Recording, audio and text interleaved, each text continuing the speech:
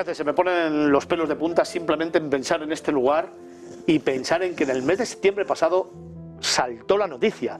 Menorca, Patrimonio Mundial de la Humanidad, por ese legado talayótico en el que este programa ha tenido mucho que ver, ha defendido mucho, ha promocionado mucho, y cuando se decidió que Menorca tuviera este patrimonio, la primera llamada que se realizó desde donde se decidió fue aquí, fue a este programa, nos lo dijeron, por fin Menorca es Patrimonio de la Humanidad, esa Menorca talayótica, Carlos. Pues sí. Fue una pena porque se retrasó su nombramiento por culpa de la pandemia, como tantas otras cosas, pero al final dices, después de 3.500 años de historia, que es lo que tiene la Menorca talayótica, se puede esperar un año más. Y efectivamente, en el 2023, en septiembre, normalmente las reuniones de la UNESCO suelen ser en el mes de junio-julio, pero por todo lo que pasó durante la pandemia se retrasó, y además tiene el honor Menorca talayótica de ser el número de Patrimonio de la Humanidad español 50. Hombre, bueno,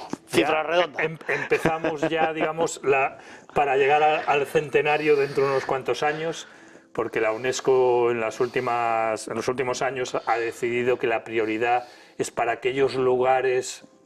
Es también, no deja de ser un organismo político, entonces ha decidido que la prioridad sean para aquellos lugares del tercer mundo que pues tengan menos posibilidades de ser conocidos, porque obviamente Menorca ya era muy conocida, no solo por los españoles, sino por los millones y millones de turistas que la han visitado desde hace siglos. Estamos hablando mucho antes del boom turístico de masas.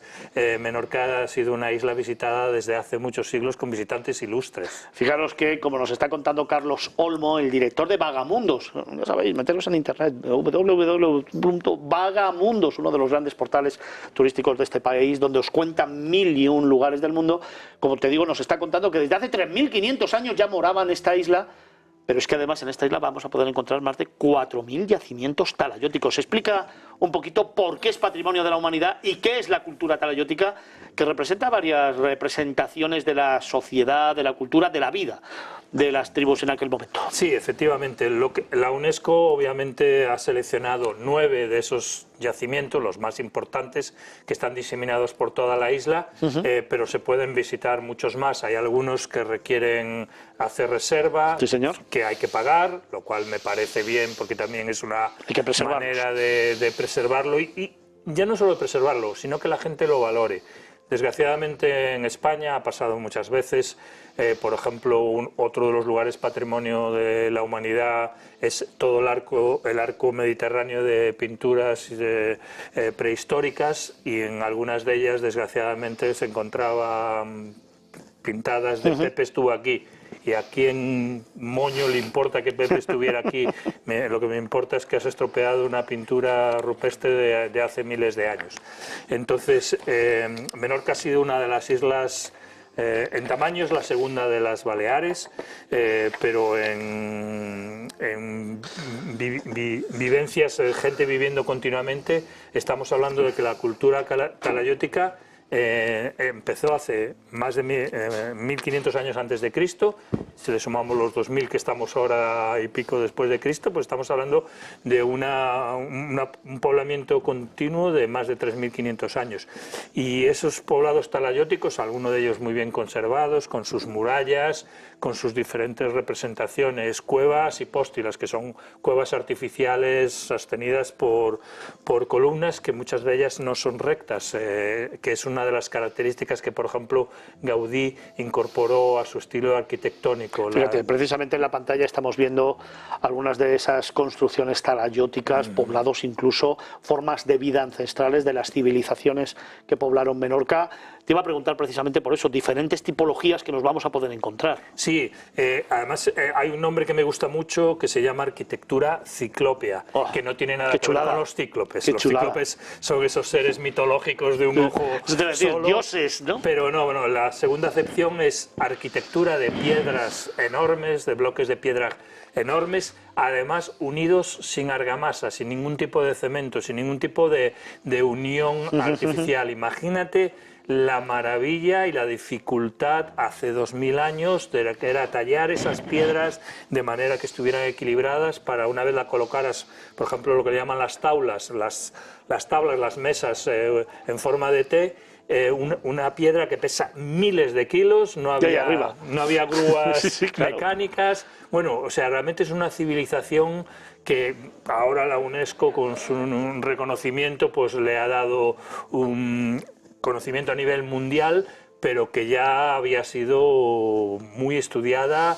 Y el Consejo Insular de Menorca tiene una web específica de cultura talayótica que se la recomiendo a todos nuestros televidentes porque te da una información detallada de cómo era la vida, pues eso, desde hace 3.500 años en la isla. A mí me gustan mucho las navetas. Sí, que son en forma de casco de barco invertido. De ahí viene el nombre de nave, ¿no?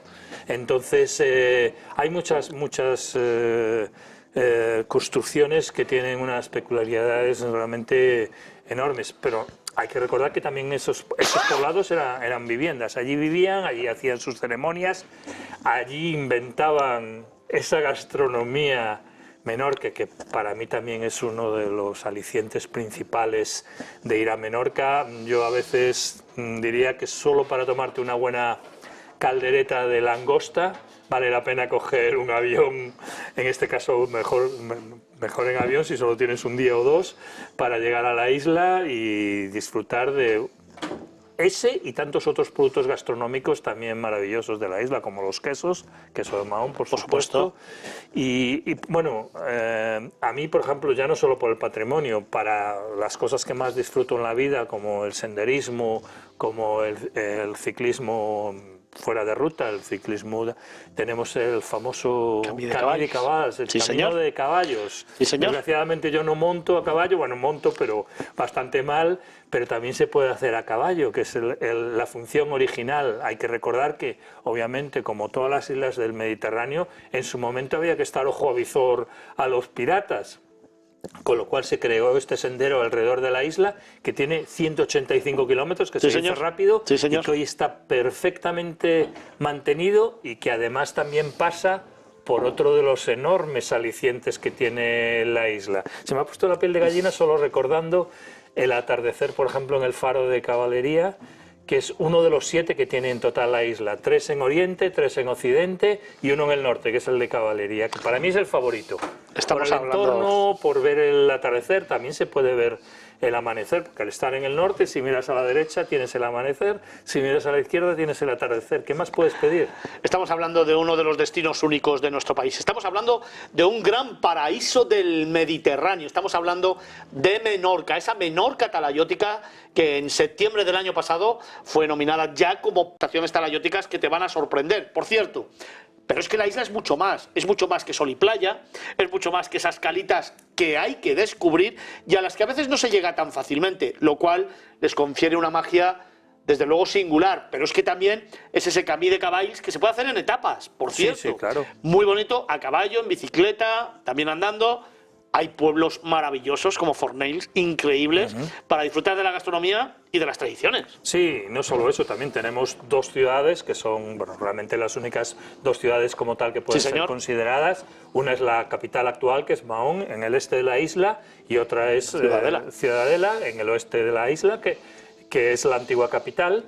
Y pues eso, si conectamos la mitad del Camí de Caballs entre una y norte, yendo ya sea por el sur o por el norte, pues haremos más o menos la mitad del camino. De los 185 haremos 90 kilómetros, o sea que tampoco nos tenemos que pegar la paliza de hacer los 185.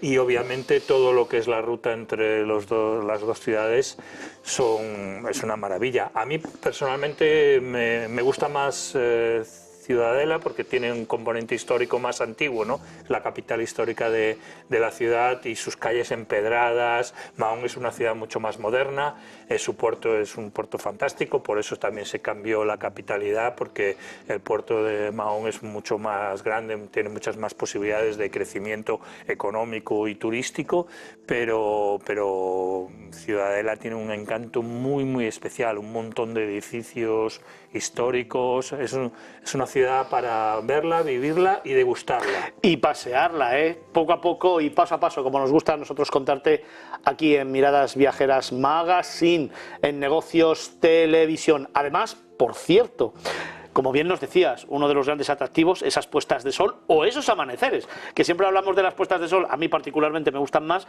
pero es que en Menorca es el primer punto de España donde amanece. Claro, eso es la isla más al oriente, con lo cual es el primer lugar de España donde ven asomarse ese sol por el Mediterráneo y bueno, al final no tienes que madrugar, porque también es una isla donde tiene, sobre todo obviamente en verano, tiene mucho ambiente, sí, con lo sí, cual sí. en algunos casos es la mejor manera de terminar una noche de fiesta. Ir a ver el amanecer. Ir a ver el amanecer en uno de sus faros, y cualquiera que esté mirando hacia el este, pues va a ser un punto maravilloso. El equipo de Miradas Viajeras, Negocios Televisión, capitaneado siempre por nuestro presidente, por José Antonio Binder, tuvo la oportunidad de estar en Menorca, de hablar de Menorca, de disfrutar Menorca y desde luego de contárosla aquí. Así que seguiremos recordando aquel viaje y seguiremos hablando de él. Carlos, un momento y un instante, muy brevemente. Pues precisamente es en llegar en coche al faro de Caballería, que además la carretera es una carretera serpenteante, estrecha, sí, señor.